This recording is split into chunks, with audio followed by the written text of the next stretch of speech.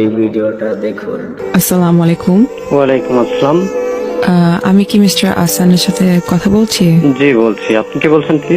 Mister আসান, আমি Nasrin নোমা। Phone করেছি একটা বিশেষ ব্যাপার আপনার সাথে একটু কথা বলার জন্য। কি ব্যাপারে কথা বলতে চান? Mr. Hassan, we are doing a free medical camp in Kumilla and আমাদের ডক্টর আপনার মায়ের চেক আপ করেছেন আজকে সকালে। ও আচ্ছা, তা সব ঠিক আছে তোমার মায়ের? সব কিভাবে ঠিক থাকে আপনি বলেন? একা একা থাকে আপনার মা এখানে, আর আপনিও তো 1 বছর একবারও দেখতে আসলেন না ওনাকে। আসলে আমি একটু বিজি থাকি, তো নতুন ব্যবসা শুরু করেছি।